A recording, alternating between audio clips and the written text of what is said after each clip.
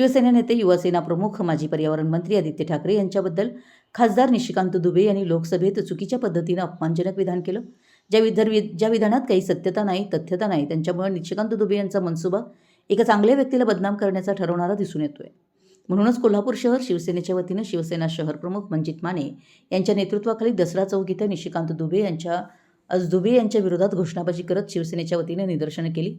तसेच निशिकांत दुबेंनी या वक्तव्याबद्दल माफी मागावी असं देखील घोषणाबाजी करत शिवसैनिकांनी परिसर दणाणून सोडला.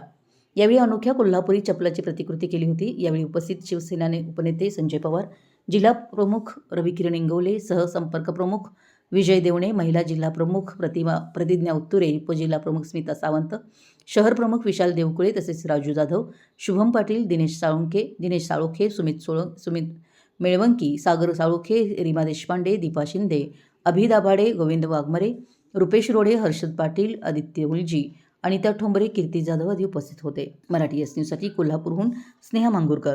आज कोल्हापूर शहर शिवसेनेच्या वतीने जिभेवर नियंत्रण नसलेला निशिकांत दुबे याचा निषेध करण्यात आलेला आहे. आज भारतात, महाराष्ट्रात अनेक महिलांच्यावर अत्याचार होत आहेत.